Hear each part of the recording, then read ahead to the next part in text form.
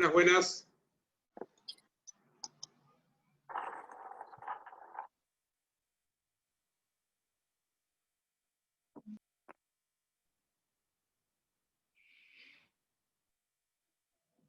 Está blanco y negro, Miguel. Ah, no, ahí está, ahí cambió el color. Estaba blanco y negro. Profe, buenas tardes. Hoy estoy sin cámara 2 segundos, estoy reiniciando el módem, le estoy dando datos desde el celu, por eso. Para así Bueno, no me gracias consume Agustina tanto. por avisar. ¿Me ven en blanco y negro? No, al principio te no. veía en blanco y negro y yo dije, wow, qué efecto. No. Después pasame el efecto ese que lo quiero tener. No tengo ningún efecto, Ok. Bueno, el resto que está sin cámara, por favor, si se puede Profe, conectar. buenas tardes. Yo tengo la cámara rota hace 3 días y hoy no voy a poder encenderla porque está rota. Apenas pueda solucionarlo, vuelvo a la normalidad. Ok, gracias Muchas por gracias. avisar, Antonina. Bueno, ¿cuándo es que tenemos el parcial? Ya le digo. El 5, profe, si no me El equivoco. 5 de octubre. Ya estamos ahí. ¿Cómo vienen con la lectura? Silencio, cri, cri. Métanle porque se les va a hacer cuesta arriba. ¿Se acuerdan la modalidad del examen, no? ¿No? Era no Fiona, me acuerdo, un caso práctico supuestamente. era un caso en el cual ustedes pueden tener todo el material que quieran, lo único que no pueden es comunicarse con el exterior. Pero lo que les sugiero es que que se pongan al día con la lectura, porque ahí no van a tener tiempo de leer el material. O sea, ahí van a tener que resolverlo y utilizar las herramientas de los conocimientos que ustedes ya tengan. Porque además yo me acuerdo cuando di este parcial con esta modalidad con el profesor Brusone, el problema más grande que tienen, incluso habiendo estudiado, es no, digamos, encandilarse con el primer problema que ven. Porque eso hace que se pongan a escribir sobre un problema y el caso tiene varios problemas. Entonces, poder administrarse su tiempo. Igual vamos a tener creo que es la clase anterior, ¿no? Sí, es la del Vamos a hacer 1 de octubre. Bueno, ahí vamos a utilizar, por lo general utilizamos un parcial de otro cuatrimestre, eso también les digo, que no crean que repetimos exámenes, los que estén dando vueltas por ahí por la nube, los pueden utilizar de ejemplos, pero nunca hemos repetido, siempre los volvemos a hacer. Así que métanle con ese tema. Y además tienen una ventaja que no tienen, o sea, algo bueno tiene esto, que es que nosotros el material no lo damos, no lo facilitamos como si lo estamos facilitando ahora, con lo cual excusas de no encontrar el material en esta ocasión no tienen. Así que bueno, arrancamos con la clase de hoy. La clase de hoy tiene la particularidad que está relacionada con un montón de preguntas de las 40. Diría que es la clase que más condensa preguntas de las 40. Por ejemplo, ¿qué justifica una requisa? ¿Cómo se determina el monto de un embargo? ¿Cómo se determina el monto de una caución real? Todas las cosas que se les puedan ocurrir vinculadas justamente con medidas de coerción están relacionados con esta clase. El puntapié inicial, por decirlo de alguna manera, con la clase de hoy, y que para mí es el artículo más lindo que ha escrito Brusone en toda su carrera, y eso que ha escrito muchos, es el de Nulla Coactio Sine Lege, ¿no? Donde no a partir no como una iniciativa, como algo nuevo de él, ese es mi hijo que me está entrando, y ahí se fue de vuelta, ya le había dicho que estaba en clase, perdón. No como una cosa, como una iniciativa de él, sino que ya varios han tratado de generar lo que denominamos pautas para la determinación de las medidas de coerción, que a mí yo me acuerdo cuando me dio esta clase Brusone, que obviamente la da mucho mejor de la que la voy a dar yo, a mí me rompió la cabeza porque, a diferencia por ahí de lo que es la realidad que ustedes viven ahora, en mi época, hace muchos años, yo era empleado de tribunales y la práctica de la imposición de medidas de coerción era totalmente irreflexiva y automática, desde una prisión preventiva hasta el monto de un embargo. ¿Se acuerdan que cuando veíamos el tema de las 40 puntualmente con el del embargo y la caución real, yo les preguntaba a los que trabajaban o a las que trabajaban en tribunales cómo lo resolvían? Bueno, en nuestra época dejábamos, cuando le llevábamos el proyecto al juez para firmar del auto de procesamiento, dejábamos los puntos suspensivos para que agregara con virome o con lapicera el juez 600.000 pesos, 6 millones de pesos, etc. Lo curioso o lo trágico era que los fundamentos ya estaban escritos de antemano, es decir, el juez los fundamentos servían para 1 peso como para 23.000 millones de pesos. Y esto justamente está relacionado con esta práctica irreflexiva y automática. Bueno, y ni qué hablar con el uso de la prisión preventiva. La discusión en torno a los peligros procesales en mi época era como un deseo lejano que uno batallaba en el ámbito académico, pero era todo, ahora lo vamos a ver, 316, 317 se daban las pautas objetivas y marche preso. Lo que pretende, y eso también explica el contexto, el contexto histórico desde el punto de vista de la práctica judicial, en el cual sale publicado este artículo. Hoy por ahí, para ustedes estas cosas son, para muchos de ustedes, algo digamos, que les parece normal, común, que es lo que debe ser. Sin embargo, durante mucho tiempo no fue así, y hace bastante poco tampoco fue así. No quiero meterme mucho en la clase de la próxima clase, pero vamos a ver que las prácticas irreflexivas o mecánicas siempre, y en muchos de los casos actualmente con un sentido político, han vuelto, y mutadas y transformadas de otra manera, pero han vuelto. Entonces, el puntapié inicial, como les decía, que plantea Brusone para iniciar la discusión es, bueno, hacer un parangón o una comparación con la teoría del delito, ¿no? Así como en la teoría del delito, más allá de las posiciones que uno pueda tener, funcionalista, finalista, lo que tengan ganas de decir, lo cierto es que hay un cierto consenso en que hacemos un análisis estratificado de acción típica, antijurídica y culpable.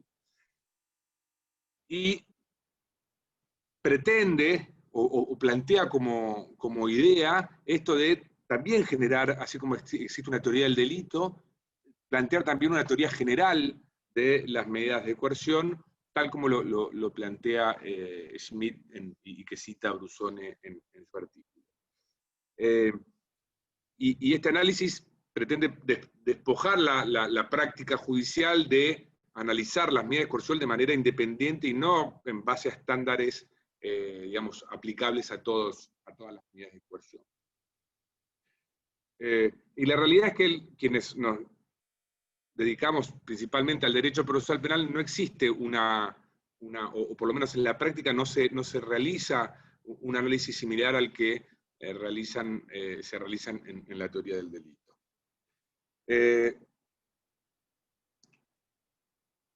Práctica irreflexiva de la imposición de medida de coerción que tiene el plus, si se quiere, y que Brusone también lo plantea en el artículo, de la delegación de funciones, ¿no?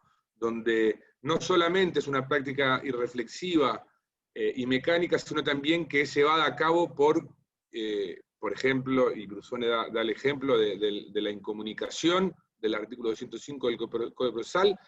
La realidad es que en la práctica judicial lo decide el secretario cuando se realiza la consulta.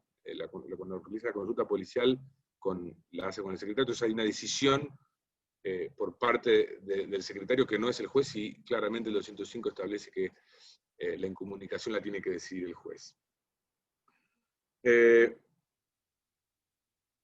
Como les decía con anterioridad, aunque lo vamos a ver más adelante también, la mejor demostración, si se quiere, y vuelvo a repetir, ahora ya hablamos todo de peligros procesales, de peligro de fuga, de entorpecimiento de la investigación, pero siguen existiendo resabios de la aplicación irreflexiva de los artículos 316 y 317 del Código Procesal Penal, que establecen pura y exclusivamente pautas objetivas para determinar si una persona debe ser privada de la libertad antes del dictado de una sentencia condenatoria.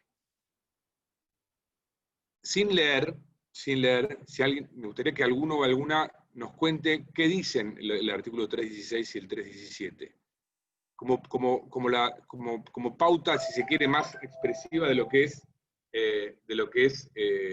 una aplicación mecánica y sin ningún tipo de análisis de proporcionalidad, de necesariedad de las medidas de coerción. Perdón, son el teléfono.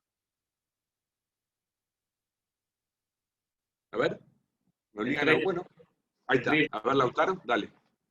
El 316 habla de la exención de prisión, que sería antes de estar detenido, y el 317 de la excarcelación, que sería una vez que la persona ya se encuentra detenida. Bien. ¿Y cuáles son los criterios que establece el 316 y el 317 para determinar si corresponde o no la excarcelación? Y el 316, en principio, ya pone un límite de 8 años, como si la pena máxima supera los 8 años, ya hay una imposibilidad de pedir la exención de prisión, o sea, ahí ya marca un límite. Y después no se tendría que leerlo porque no me acuerdo. Si el mínimo es, ¿quién más puede participar? Son dos criterios objetivos, ¿no? Superior a 3. Superior a 3. Bien, gracias, Santiago. Entonces, lo quiero ubicar, digamos, estamos hablando desde que empezó el código hasta hasta el plenario Díaz Besone. También hubo algunos reflejos, o algunos destellos, si se quiere, de no aplicación automática de la prisión preventiva a partir del fallo Barbará de la Cámara del Crimen. Pero lo cierto es que, por lo menos los de mi generación y varios de algunos de la generación venidera, hablábamos o discutíamos respecto de la existencia de delitos inescarcelables, es decir, aquellos delitos, por ejemplo, un homicidio, uno sabía, entre comillas, que esa persona iba a estar privada de la libertad durante la sustanciación del proceso por la escala penal de 8 a 25 que establece el artículo 69 del Código Penal. No había ningún análisis de ninguna índole, porque justamente existía esta interpretación iure de iure de las pautas del 316, 317, iure de iure, que no admite prueba en contrario, solamente la labor del juez, según esa interpretación, es constatar si se dan estos criterios objetivos. Ahora, si hay o no peligros procesales, en el caso concreto, no es deber del juez determinarlos. Más allá de, como también vamos a ver, un artículo que, me acuerdo, el Vasco Iriarte, un compañero mío cuando éramos ayudantes de Brusone, siempre decía que el 280 del Código Procesal Penal de la Nación tiene que ser el sol que analice cualquier discusión en torno a la aplicación de una medida de coerción, y más aún cuando se trata de la más grave de todas, que es la prisión preventiva. Ahora sí, me interesa que alguien lo pueda leer al 280 del Código Procesal Penal de la Nación. Yo lo leo, no tengo problema. ¿Quién habló? Magalí. Magalí. Gracias, Magalí. Dice 280, restricción de la libertad. La libertad personal solo podrá ser restringida, de acuerdo con las disposiciones de este código, en los límites absolutamente indispensables para asegurar el descubrimiento de la verdad y la aplicación de la ley. El arresto o la detención se ejecutarán de modo que perjudiquen lo menos posible a la persona y reputación de los afectados, y labrándose un acta que estos firmarán, si fueran capaces, en las que se les comunicará la razón del procedimiento, el lugar donde serán conducidos y el juez que intervendrá. Muchas gracias. El 280 nos está diciendo cuál es la finalidad de las medidas de coerción, porque cualquier otra finalidad que no sea eso, no tiene una función cautelar, no tiene una función de garantizar la averiguación de la verdad o el cumplimiento del derecho material. Y esto va más allá del nomen juris que le pongamos a, uno puede, me acuerdo que Zaffaroni hablaba del embuste de las etiquetas, uno puede decir que algo es una medida de coerción, pero si uno la analiza en el caso concreto, se da cuenta que si tiene un fin, si no cumple con ninguno de estos fines, pasa a ser un fin sustantivo. Lo mismo, un fin sustantivo que está funcionando como una aplicación de una pena y no con una función de garantía, de cumplir con un determinado fin, esto de averiguación de la verdad o de sujeción del imputado al proceso. Brusone hay un ejemplo que es muy paradigmático de esto de que, digamos, se denomina a una medida como si se tratara de una medida de coerción y en realidad tiene neto carácter sustantivo. ¿Cuál es el ejemplo más claro que da Brusone al respecto? ¿La prisión preventiva? Bueno, pasa que ahí depende del criterio con que se... Bueno, sí, a ver, la prisión preventiva, si uno aplica las pautas del 316 y 317, está claro que sí. Pero hay una... porque hay, con el tema de la prisión preventiva uno podría hacer una interpretación con el 280, que en realidad, bueno, que es un poco la interpretación que se hizo después en Díaz Besones. Pero hay un artículo que dice, lo proceso, ¡pah! Y le meto algo que digo que es una medida de coerción, pero no tiene nada de medida de coerción. Él da el ejemplo del registro para manejar, del permiso para manejar. Gustavo, te escucho bastante mal, pero creo que haber entendido que dijiste 311 bis, ¿no? No dije pero dije que da el ejemplo del caso de un accidente de tránsito, Sí. El registro para manejar inmediatamente antes de terminar la compañía, ¿no? La verdad que no te entendí nada, Gustavo, pero bueno, entendí al principio, ahora de esta última parte de lo que dijiste se escuchó todo entrecortado, no sé si soy yo o les pasa a todos. A todos, ok. Debes tener algún problema de conexión, Gustavo, pero alguien, no me acuerdo, no llegué a ver quién fue, nombró el 311 bis, no sé quién fue. El que fue o la que fue, le pido si lo pueden leer, porque es el ejemplo más paradigmático de no importa cómo lo denominemos, lo que importa es determinar cuál es la finalidad que cumple, para poder determinar si estamos frente a una medida de coerción o frente a la aplicación de una pena de manera anticipada en violación a la garantía del juicio previo establecida en el artículo 18 de la Constitución. ¿Quién puede leer el 311 bis, por favor? Sí, yo lo leo. Gracias, Maya. Perdón. Dale. Perdón, ¿lo leo yo? Dale. Sí, dale, Maya. 311, del artículo 311. Los autos de procesamiento y de falta de mérito podrán ser 311 bis, 311 bis. Ah, perdón. Sí, perdón. En las causas por infracción a los artículos 84 y 94 del Código Penal, cuando las lesiones o muertes sean consecuencia del uso de automotores, el juez podrá, en el auto de procesamiento, inhabilitar provisoriamente al procesado para conducir, reteniéndole a tal efecto la licencia habilitante y comunicando la resolución del Registro Nacional de Antecedentes del Tránsito. Esta medida cautelar durará como mínimo 3 meses y puede ser prorrogada por periodos no inferiores al mes hasta el dictado de la sentencia. La medida y sus prórrogas pueden ser revocadas o apeladas. El periodo efectivo de inhabilitación provisoria puede ser computado para el cumplimiento de la sanción de inhabilitación solo si el imputado aprobara un curso de los contemplados en el artículo 83, inciso D, de la Ley de Tránsito y Seguridad Vial. Por eso más allá gracias, Maya, más allá de que se la denomine como medida cautelar, ¿habla de alguna finalidad que esté relacionada con los fines, perdón, para la redundancia, de las medidas de coerción? No. No, es pena. Está autorizando la aplicación de una pena de manera anticipada, una pena de inhabilitación, obviamente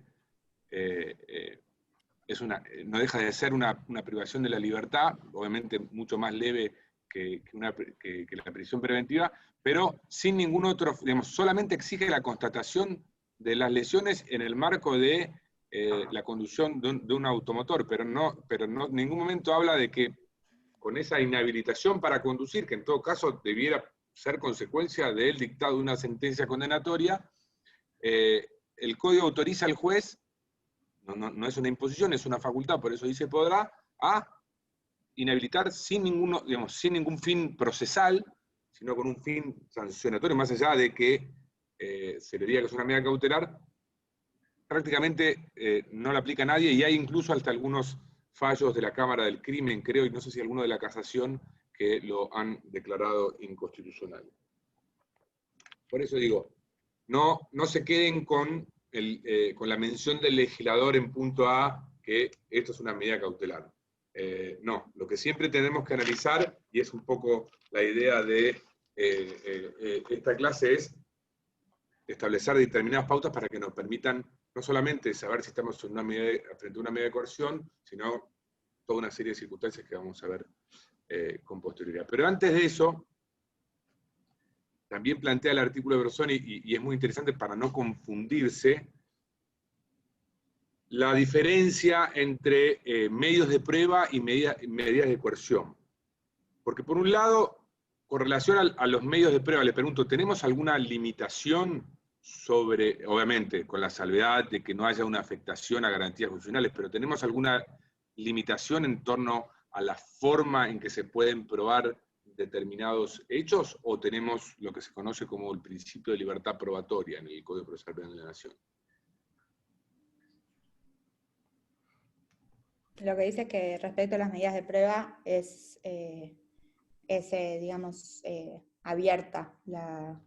Números apertos, es decir, hay que... Eso, no me salía en latín. Libertad Números probatoria, apertos. y hay una norma específica que habla de esta libertad probatoria, que es el artículo 206 del Código Procesal Penal de la Nación. Pero esto es así, es un principio absoluto, o tiene determinadas excepciones, o, como diría Guariglia, provisiones probatorias. Yo entiendo que tiene limitaciones que dice que surgen de principios generales, o sea, si ponen crisis, derechos y garantías de manera directa, como que no sería válido. Por eso, digamos, en los supuestos en los cuales, bueno, pero también de eso está relacionado con el análisis vinculado a la fundamentación, a la necesidad, pero yo me refiero a normas específicas del Código que digan, sin perjuicio de la libertad probatoria, esto no se puede hacer. Limitaciones, donde el legislador dice, no me importa la averiguación de la verdad, en este caso tengo otro interés superior, por ejemplo familiar, por el cual renuncio a la averiguación de la verdad en aras de preservar un bien ¿Puede jurídico ser? que... Perdón. Sí. ¿Puede Sí, ser cuando la acción es de instancia privada? O sea, porque sí, bueno, ahí pero no eso está relacionado con el impulso de la acción. Yo me refiero a, en cualquier tipo de delitos donde el legislador diga, acá no. ¿Puede ser, no profe, Sí. no utilizar al imputado como un objeto de prueba, como un medio de prueba, como por ejemplo en la declaración indagatoria? Y, a ver, el Brusoni da el ejemplo del 296 acerca de la imposibilidad de ejercer coacción sobre el imputado con el fin de obtener una confesión. Eso se cae de maduro. Pero yo me refiero a... Los familiares por ejemplo, no pueden... Bien. perdón. Los Bien, familiares Lucila, no sí. pueden abstenerse de declarar. Bueno, por ejemplo, en algunos casos es una prohibición, ¿no?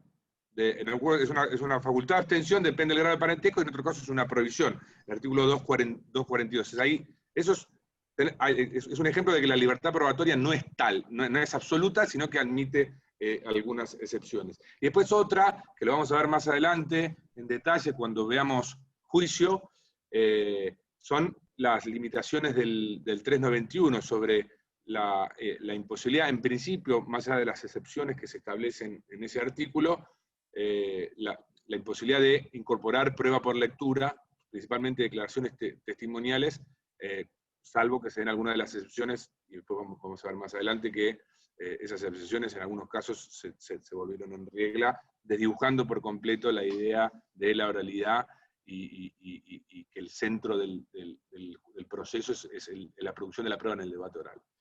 Y no la oralización de la prueba producida durante la etapa preparatoria.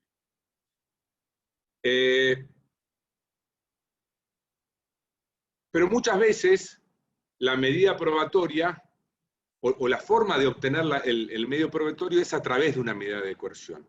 Y ahí es donde, digamos, no hay que confundirse, porque que exista libertad probatoria no significa que la medida de coerción pueda obtenerse de cualquier manera. Es decir, la medida de coerción puede ser en algunos casos un medio para la obtención de una medida de prueba, pero que la finalidad sea obtener una prueba no significa que permita que la medida de coerción se pueda hacer de cualquier manera y bajo cualquier aspecto. Digamos, tenemos la clasificación clásica de las medidas de coerción es entre reales y personales, es decir, reales aquellas sobre las cuales recaen principalmente sobre el patrimonio de las personas, y las personales para la redundancia, sobre la persona, ¿no? Pero podemos, y Brusoni plantea otra forma de clasificación que está relacionada un poco con lo que mencionábamos recién. Para obtener pruebas, como por ejemplo podría ser una intervención telefónica, un allanamiento, etc. Y aquellas que están relacionadas con, o que Brusone dice que son asegurativas de los fines del proceso. Por ejemplo, garantizar la pena pecuniaria o la indemnización civil a través del embargo, o la prisión preventiva, por ejemplo, en el caso de que existan riesgos procesales que no puedan ser neutralizados de una manera menos lesiva.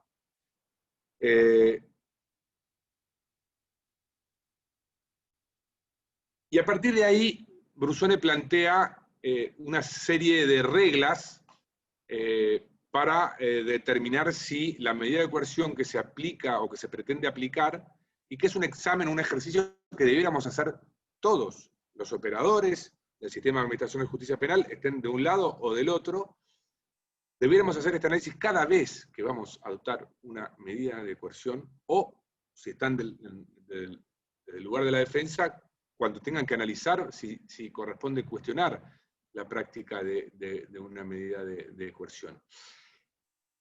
Otro tema, antes de entrar en el tema de la cuestión de las reglas que plantea Brusone, el hecho de que no exista este análisis sobre la tipicidad, la necesariedad, la proporcionalidad de la medida de coerción, en el Código Levene tiene mucho que ver con el hecho de que son dictadas de oficio por parte del juez. Es decir, no hay un contradictorio entre fiscal y defensa, uno que pretende, por ejemplo, una medida, vamos a la prisión preventiva, la medida de coerción más gravosa que existe en el proceso penal, y teniendo, como por ejemplo ocurre con el Código Procesal Penal Federal, teniendo el fiscal que justificar por qué ninguna de las otras sirve, y una defensa que puede rebatir, no, miren, yo con la retención del pasaporte de mi cliente o la obligación de comparecer periódicamente se cumple con, o se neutraliza ese peligro procesal. Todo eso en el Código Levene no existe. Entonces, justamente, como no tengo que contestarle nada a nadie, yo juez de instrucción, la aplico y hasta incluso frente al análisis del 316 y 317 como presunciones juris tantum, es decir, que admiten prueba en contrario, no importa, yo soy el que dice cuáles son los peligros procesales y no tengo que analizar los que me plantea el fiscal, porque no necesito al fiscal para esto. En todo caso, la discusión acerca de la proporcionalidad, de la necesariedad de la medida de coerción, por ejemplo, en el marco de una prisión preventiva, es posterior. Primero preso y después discutimos si es a través de una excarcelación, de una incidencia en una excarcelación. Si esto fuera de otra manera, como plantea el Código Procesal Penal Federal, la discusión sería mucho más racional y mucho más en el sentido que vamos a plantear ahora de esta suerte de etapas o de pasos que tenemos que dar. ¿Cuál es la primera regla que plantea Brusone y que está relacionada con el título del trabajo, ¿no? Que esté prevista en la ley. Bien. Brusone habla de, y digamos, copiándose, si se quiere, de la teoría del delito, de la tipicidad de la medida de coerción.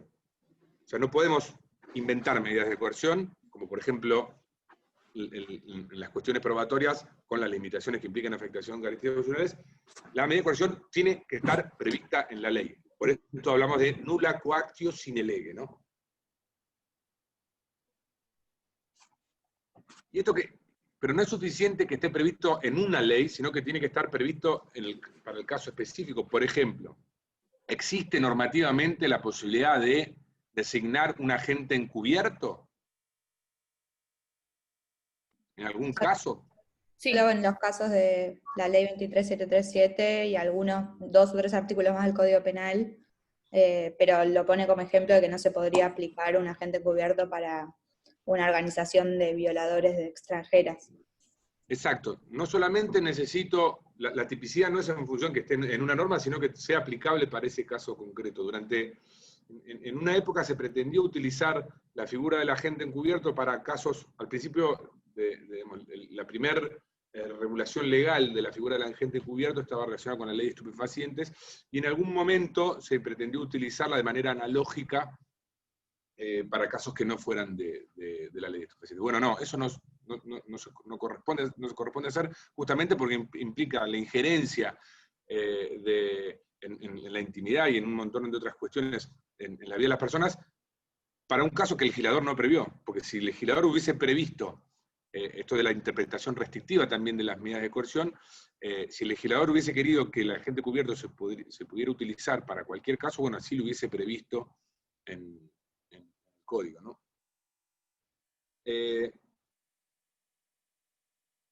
Pero cuando también hablamos, pero otro de los análisis que tenemos que hacer es no solamente si está previsto en la ley, si está previsto para el delito que quiero investigar, sino también la competencia, ¿no? Que vendría a ser la segunda regla, es decir, no solamente si está previsto en la ley, sino quién es el órgano competente para dictar esa medida de coerción, o para llevar a cabo esa medida de coerción. Y Brusone plantea el caso de la requisa, ¿no? ¿Alguien lo leyó esa parte del trabajo? ¿Está autorizada la requisa? Pregunto yo, ¿está autorizada la requisa en el código? Sí, en el artículo 230, pero tiene que estar dispuesta por orden judicial, excepto en los casos del artículo 230 bis. Bien. O sea, la requisa está prevista. En principio la debe llevar a cabo el juez, y también a través del artículo 184, inciso quinto, puede llevar a cabo en determinadas circunstancias los funcionarios policiales. Ahora, que esté prevista para la fiscalía, para los funcionarios policiales y en determinadas circunstancias excepcionales, y el juez por decreto fundado, no autoriza que puedan ser utilizadas también, o que se puedan requisar, esa es otra de las preguntas que estaba en las 40, que puedan llevar a cabo requisas los particulares, porque no está previsto. Está previsto, sí, en el artículo 287 del Código Procesal, que los particulares puedan detener, pero no pueden requisar. También esto generó una discusión jurisprudencial, pero por hoy está prácticamente consolidado y esto tiene mucho que ver con cuando uno va al chino, la seguridad privada. Si existe una sospecha, el chino que le va a cobrar dice que ustedes se guardaron algo en el bolsillo, en realidad el personal de seguridad privada no lo puede requisar, tienen que convocar al personal policial y ahí en todo caso se va a requisar. ¿Está prevista la requisa? Sí está prevista, pero en este caso el personal de seguridad privada no está autorizado a llevar a cabo esa medida.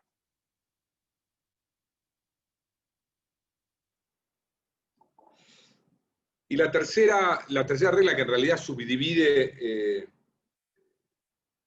tres más, por decirlo de una manera, esto de que sea necesaria, es decir, que cumpla con el fin por el cual se lleva a cabo, idónea porque me va a permitir obtener aquello que estoy buscando, y proporcional.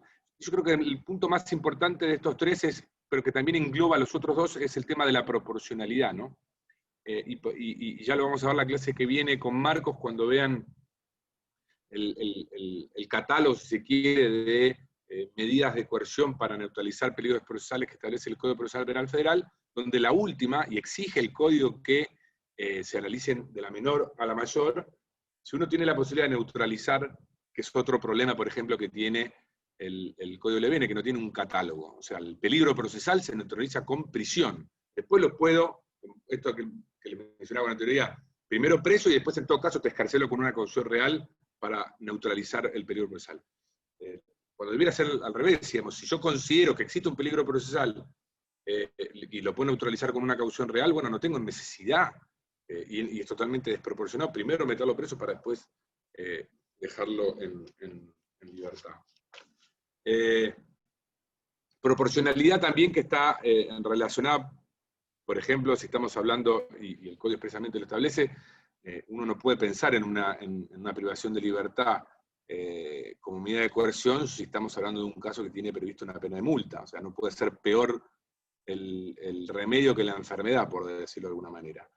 Y otras expresiones, si se quiere, del principio de proporcionalidad establecidas en el propio Código, es la del artículo 317, inciso quinto, es decir, que la duración de la provisión preventiva no puede durar más de lo que, del periodo por el cual la persona, en caso de estar condenada, estaría en condiciones de obtener la libertad condicional.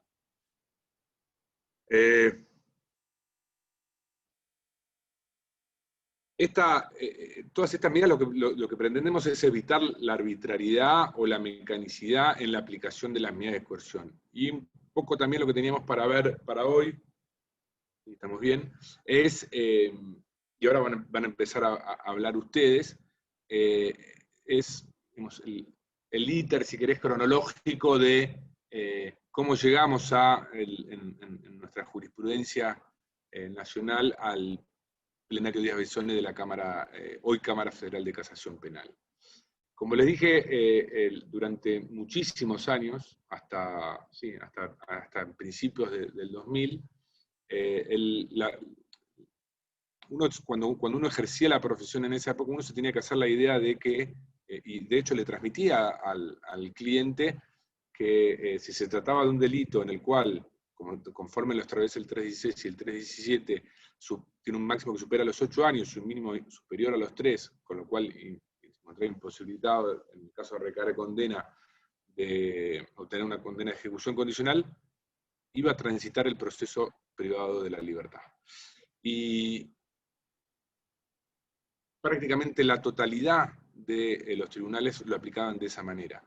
Más aún con el componente adicional, o sea, el 280 era un artículo que totalmente desconectado del 316 y el 317, y el 319, que si bien habla de peligros procesales, como el peligro de fuga y entorpecimiento de la investigación, fue interpretado como que en realidad se trataba de casos en los cuales, aun cuando se superara, digamos, el delito fuera inferior a la escala penal que establecen el 316 y 317, igualmente podría haber una privación de la libertad cuando se verificara la existencia de riesgos procesales. Esta práctica irreflexiva del uso de la prisión preventiva, aplicada de oficio, sin requerimiento de parte, en una discusión incidental de manera escrita, donde verificada o decidida la privación de libertad, uno como abogado defensor pide una excarcelación, controvierte una decisión jurisdiccional, no una pretensión del acusador. Ahí vemos de vuelta el problema del dictado de oficio de las medidas de coerción sin un requerimiento de parte. Una vista escrita por parte del fiscal que no permite refutar a la defensa, eventualmente la oposición por parte del fiscal a la concesión de la excarcelación, y también una no vinculatoriedad del dictamen de la Fiscalía con relación a la decisión que vaya a tomar el juez. Es decir, ahora ya es más difícil, pero siguen habiendo algunos casos en los cuales, frente a incluso frente a una posición favorable del Ministerio Público en orden a que se conceda la excarcelación, igualmente los jueces de instrucción, existen muchos casos en los cuales se denegaba, hoy creo que menos, la excarcelación pese a la posición favorable del Ministerio Público Fiscal. En un proceso acusatorio racional, solamente puede imponerse, el juez puede imponer una prisión preventiva si tiene un requerimiento de parte, puesto que hablábamos siempre de que tiene que haber un órgano requirente, una resistencia por parte de la defensa y un juez que decide una controversia, pero si no hay controversia no hay nada que decidir, o sea, no hay ninguna privación de la libertad que imponer. Esto se mantuvo durante muchísimos años, hubieron algunos destellos de interpretación del 316 y 317 como presunciones iuris tantum, es decir, ¿qué quiere decir con esto? No es que la escala penal del delito no me importa, en punto a determinar pautas de peligros procesales, principalmente de peligro de fuga, es decir, a mayor gravedad del delito imputado, uno puede pensar en una mayor posibilidad de peligro de fuga. Pero eso no significa que su sola verificación autorice la posibilidad de imponer la prisión preventiva. Con lo cual, frente a esta, la contracara, si se quiere, del análisis del 316 y el 317 como una presunción de iure, es su análisis como presunción iuris tantum. Los primeros destellos del análisis del 316 y 317, esto del sol del 280, como les decía con anterioridad, como decía mi amigo el Vasco, tuvo sus primeros destellos yo me acuerdo de un fallo de la Sala 1 de la Cámara de Casación, que no está en el listado, pero se los menciono igual, es un fallo vicario, que era un militar, no por un caso de lesa humanidad, sino sobre un caso muy conocido, que creo que ninguno de ustedes había nacido, la mayoría no habían nacido, que es el contrabando de armas a Croacia y Ecuador, que tuvo un comentario bastante elocuente de Daniel Morín, hoy juez de casación, donde hablaba de que, bueno, la aplicación o la interpretación de, como iuris tantum, de la regla de 316 y 317, cuando se trataba de imputados con botas largas, ¿no? por su condición de militar. Después hubo otro fallo, perdón, después ya llegamos sí a Barbará, que Barbará, a mi criterio por lo menos, está bien, no tiene la fuerza de un plenario, pero fue el que puso las cosas sobre la mesa y planteó una discusión realmente honesta, porque ahora vamos a ver también que hay mucha deshonestidad. Está bien, Agustín, no te preocupes. Hay mucha deshonestidad hoy en la actualidad con relación a toda esta cuestión, lo vamos a ver más adelante. Pero me gustaría que alguno o alguna, nos cuente qué dice el fallo Barbará, que es central para este tema, incluso para mí más que Díaz Besone, porque es baja mucho más a la práctica de la realidad, el análisis o criterios para determinar la existencia de peligros procesales. Porque ahí también hay toda una cuestión que, si mal no recuerdo, el artículo de Natalia Cerci también plantea, que es la carga de la prueba en torno a la existencia de los peligros procesales, ¿no? ¿Quién es la defensa que tiene que demostrar que no existen peligros procesales, o es una carga del acusador demostrar que efectivamente existen peligros procesales?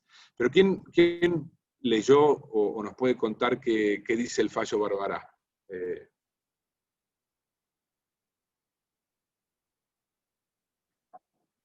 Bueno, voy a mi dedo arbitrario.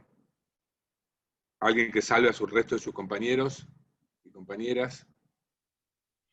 Pasa que, profe, o sea, estoy como medio. O sea, me acuerdo que eran que... Vamos, Fiona. El fallo Barberá decía que Ya tenés 2 puntos por animarte, así que dale. Que estas presunciones del 316 y el 317 admitían prueba en contrario y que no eran criterios objetivos. Bien, ¿y qué pautas nos da Barbará para determinar la existencia o no de riesgos procesales? Que la interpretación tenía que ser más armónica, era creo la palabra. Sí, pero yo me refiero a, en Barbará, para mí, si quiere, más allá de que marcó una línea muy importante jurisprudencial, pero que para mí uno de los aportes más grandes que tiene es que da ejemplos de peligros procesales. Principalmente, y no solamente da ejemplos de peligros procesales, ejemplos casuística, sino también formas de neutralizar peligros procesales de manera menos lesiva que el uso de la prisión preventiva. Creo que, o sea, a lo que se refiere es peligro de entorpecimiento de las investigaciones o peligro de fuga, y dice que el imputado destruirá, modificará, ocultará, suprimirá o falseará medios de prueba, influirá de manera desleal en testigos o peritos. ¿Eso? Sí. Pero esto es muy importante, sobre todo por algo que van a ver la clase que viene con Marcos y que está relacionado con la deleznable y mal llamada doctrina Irurzun, porque uno no puede presumir sin ningún dato objetivo la existencia de peligros procesales. Esto, por ejemplo, cuando uno habla de peligro de entorpecimiento de la investigación, bueno, yo tengo que tener algún elemento que me permita suponer que lo tengo que guardar al imputado hasta tanto la prueba que esta persona me puede entorpecer la puede llevar a cabo. ¿Vos, Marcos, querías decir algo? Sí, porque bueno, ya que la otra clase Nico me tiró un par de balas, por decirlo así, las voy a devolver. esta situación que habla Nico de los riesgos procesales tiene también, como lo que vimos la clase pasada y como lo que decía, creo que era Lucila, vinculado a ponderar, un argumento contrario, pese a que no estamos, o en esta clase sí estoy de acuerdo con Nico, vinculado a lo que hizo. Si ustedes vieron la tele la semana pasada, un rato, en algún momento, tipo 8 de la noche, veían que alguien que había cumplido, como dice Nico, el tiempo en prisión preventiva, era apedreado para que no que estuviera todavía con una medida cautelar, ¿sí? Porque tiene 4 años y medio de prisión preventiva. Lo dejan irse a su casa, lo dejan, ¿no? Pero miren lo que acabo de decir. Bueno, se va a su casa con una pulsera controlado de manera remota y el reclamo es, no, tiene que estar preso. Y no preventivo. Preso ya es el reclamo, pero la preventiva esta, vinculada a lo que decía Nico, estos detalles, quizás se nos empiezan a mezclar algunas cosas todo el tiempo. ¿No? Todo el tiempo están, porque el argumento no es, el Nico va a decir, bueno, obvio, todos los que estudiamos por ahí y las que estudiamos Derecho dicen, bueno, pero el monto de la pena, ¿y qué te responden? ¿Qué les responden los noticieros? Digo, ¿qué responden los vecinos de ese barrio a por qué no quieren que esté ahí? ¿Alguno, alguna? ¿Lo vieron? ¿O yo miro mucha tele por la cuarentena? Por ahí miro mucha tele. Digo, ¿cuál es el contraargumento? Y que tiene que estar preso, dicen. O sea, el problema me parece que es que lo toman como la prisión preventiva la toman como una sanción y no realmente como lo que es. Creo que, bueno, eso también se desprende de este fallo. Yo creo que en ese caso, perdón, sí, ¿quién iba a hablar? No, yo quería decir eso, que muchas veces creo que la prisión preventiva, en vez de tomarse como una medida cautelar, se utiliza más bien como una pena anticipada, y eso creo que es bastante riesgoso para el sistema en general. Sí, en ese caso, yo creo que también hay que adicionar en ese caso, ¿se me escucha a mí? Dice que tengo una conexión inestable. ¿Se me escucha? Sí, profe, se lo escucha perfecto. Que también está relacionado con la duración del proceso, ¿no? Digamos, esta distancia temporal tan extrema entre, y que tiene que ver también con la duración de la prisión preventiva, ¿no? Digo, desde la óptica del ciudadano de a pie, por decirlo de una manera, es impensable que después de 4 años, obviamente, hay que hablar de 4 años de prisión preventiva, ¿no? Una persona todavía no haya recibido una sentencia que ponga fin al estado de incertidumbre de quien soporta persecución penal. Más aún, justamente porque no hay, es muy difícil, sobre todo en la época donde se aplicaba de manera reflexiva el 316 y el 317, uno como abogado defensor, es muy difícil lograr una absolución después de una prisión preventiva prolongada. ¿Por qué? Y porque los jueces tienden a justificar esta detención preventiva, obviamente dictada por otros, para evitar, si se quiere, juicio político, cuestionamientos de toda índole. Entonces, no solamente es la privación de la libertad, sino, digamos, privación de libertad de manera anticipada a una sentencia condenatoria, sino también, digamos, tener todos los números, todos los tickets para una sentencia condenatoria. No sé si logro, por ahí no fui del todo claro. Perdón, de hecho, Brusone en el fallo Barbará dice que por más que la expectativa de la pena sea muy elevada, eso no indica que podría eludir la investigación judicial.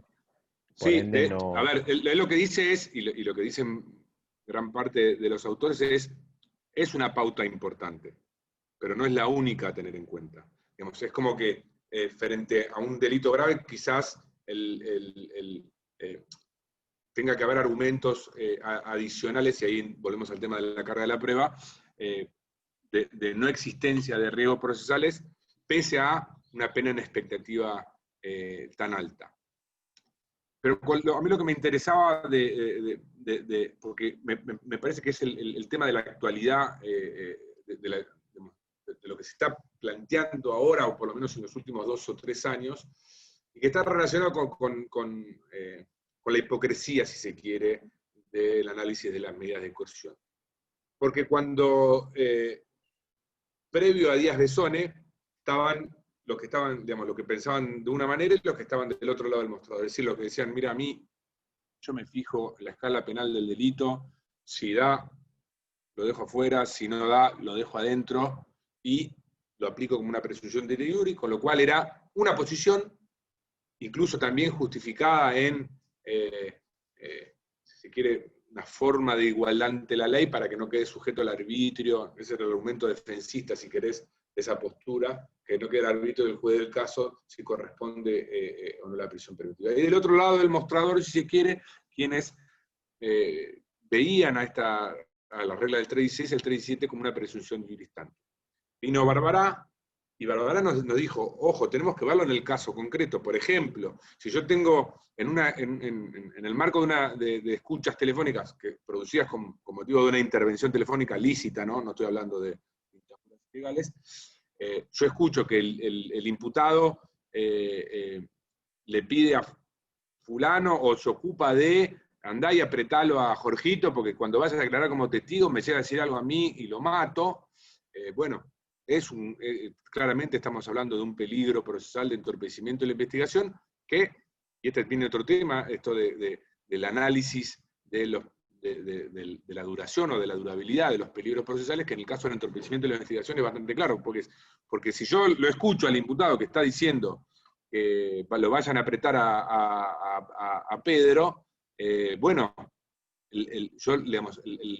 la justificación de esa detención cesa en el momento en el cual Pedro ya declaró como testigo.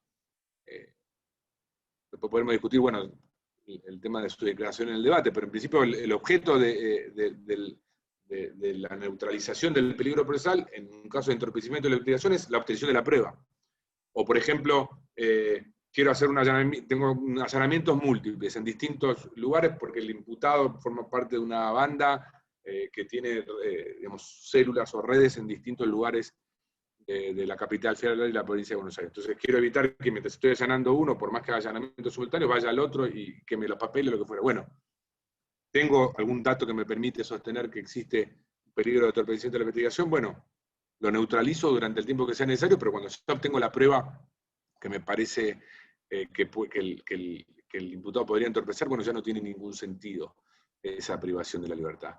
Era una discusión honesta, también desde el punto de vista de la neutralización de los peligros procesales. Ahí en Barbará también hablamos, bueno, puedo tener un peligro procesal, pero lo puedo neutralizar a través de una medida de menor gravedad, como es la prisión preventiva, por ejemplo, la retención del pasaporte, si tengo temor de que se vaya del país, la obligación de comparecer periódicamente, todas pautas incluso que están establecidas en el nuevo Código Procesal Penal Federal, porque ustedes van a ver que el nuevo Código Procesal Penal Federal toma muchas de las pautas que digamos, normativiza muchas de las pautas que se establecen en Barbará. ¿Y por qué digo que, y acá Marco me va a querer cortar en cualquier momento porque es parte de la clase, de la clase que viene, él lo va a encarar más desde otro lado, pero yo quiero hablar de este tema de lo que yo decía de la hipocresía, y que incluso a mi criterio es mucho más peligroso, es un análisis mucho más peligroso que el que se planteaba antes de Díaz Besone, porque acá se esconden digamos, interpretaciones de iure, digamos, tamizadas o disfrazadas de peligros procesales, porque la declamación de la existencia de un peligro procesal es la nada misma, si yo no tengo algún dato concreto. O, por ejemplo, y acá sí viene el tema de la doctrina de Iruzum, que yo no me voy a meter en profundidad porque lo va a ver Marco la semana que viene, el lunes, esto de inventar peligros procesales, por condiciones personales del imputado, por cargos que como funcionario público actuó con autoridad, y la sospecha, sin ningún tipo de fundamento, de que su cargo anterior, que es un peligro procesal, digamos, antiguo, que ya hoy no existe, porque uno puede pensar en un peligro procesal cuando se trata de un funcionario público que está en ejercicio de sus funciones, porque puede llamar a apretar al juez, lo que fuera, pero alguien que ya no detenta ese poder, que es un poco el fundamento de la doctrina de Iruzum, o sea, cargos pretéritos como funcionarios públicos de los imputados, que encima después era doctrina que fue trasladada incluso a privados. Me estoy refiriendo puntualmente a la utilización de la prisión preventiva en la famosa causa de los cuadernos. Prisión preventiva que fue utilizada, y en esto puedo dar fe, como un mecanismo de extorsión, porque el que confesaba salía en libertad al día siguiente. Y no le estoy diciendo que esto es una interpretación. Hay un caso puntual en esa causa en la cual una persona que fue a declarar indagatoria, que se negó a declarar, la hicieron sacar y la pasearon por todo el pasillo de tribunales, más allá, y acá no estoy analizando si la culpabilidad o no, o sea, no tiene absolutamente nada que ver esto, la pasearon con el casco, el coso, todo el chaleco antibalas alrededor de todos los imputados, lo dejaron adentro el fin de semana, le denegaron la excarcelación en ese momento, el lunes presentó un escrito confesando y salió en libertad en ese momento. Eso no tiene nada que ver con la finalidad de una medida de coerción. Entonces, Marcos, quería decir algo. No, pero termina y... No, yo prefiero, un poco, ya lo dije, yo prefiero una discusión honesta y no, porque, por ejemplo, entonces, ¿cómo se llama el de ahora? Canaletti. Canaletti, ¿no? Es el de TN, el que habla de casos judiciales. Bueno, Canaletti, comparado con lo que era Enrique Sdrech, que fue su antecesor, es Julio Mayer. Canaletti al lado de Enrique. Enrique, hay una pregunta que a usted hoy por hoy les puede parecer, mira esta estupidez que me pregunta el profesor en las 40, la diferencia entre excarcelación y absolución. Bueno, hoy todos los periodistas hablan de peligros procesales, todos saben distinguir excarcelación de absolución, pero en la época de Canaletti, y ahora también, o sea, había Canaletti no, en la época de Sdrech era excarcelación y te ponían la placa así roja como la de Crónica, excarcelación era sinónimo de impunidad. Y hoy un poco también se plantea la situación. En todo caso, lo que tenemos, la discusión tiene que pasar por otro lado, no solamente por la forma en que se utiliza la prisión preventiva, sino también, que creo que es el problema central que reduciría, o uno de los problemas centrales que reduciría ampliamente la discusión en torno al uso de la prisión preventiva, la duración de la prisión preventiva, que tiene que ver con la distancia temporal que hay entre el hecho y la realización del juicio, porque la gran parte del tiempo que lleva un caso penal, por lo menos en lo que tiene que ver con el Código Procesal Penal de la Nación, es durante la etapa de instrucción.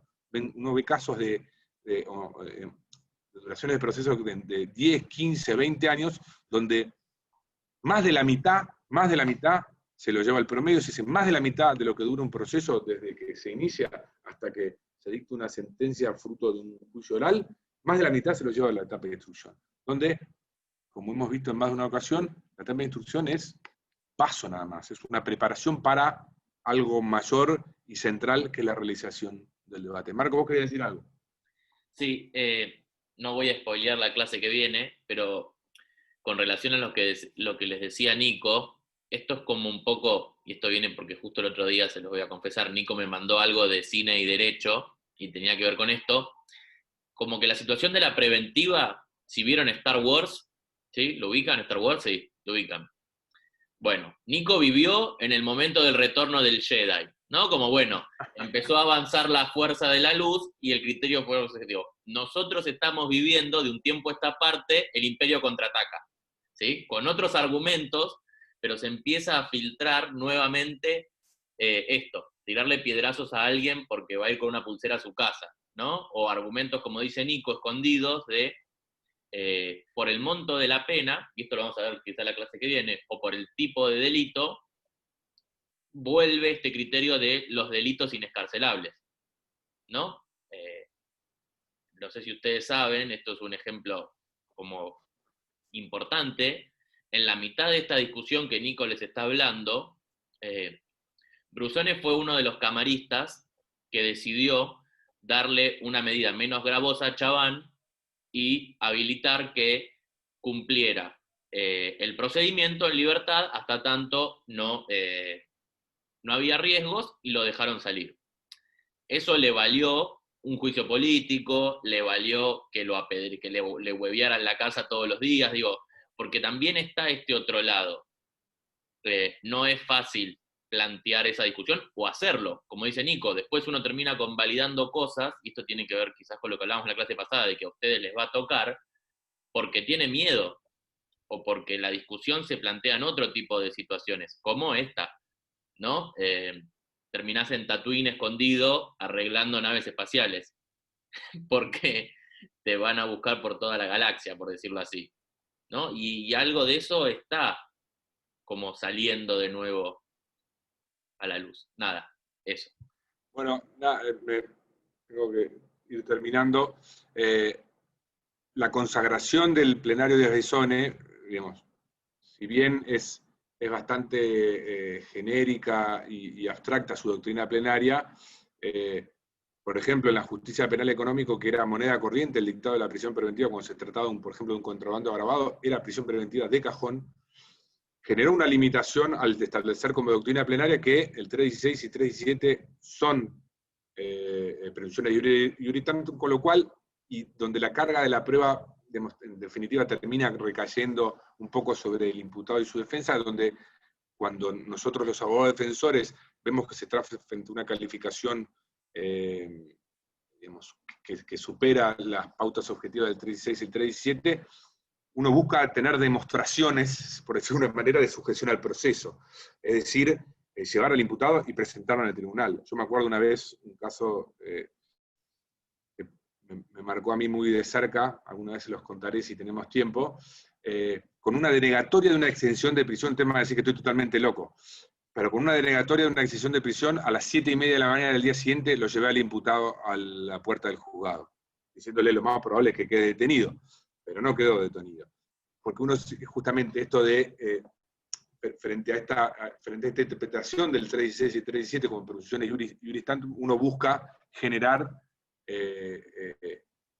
hasta incluso por ahí sobreactuar, si se quiere, pero en el buen sentido de la palabra, la sujeción al proceso del imputado.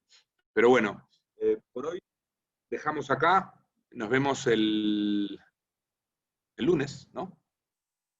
¿El lunes Jueves. o feriado el lunes? Lunes es Jueves. feriado. Porque el lunes es el...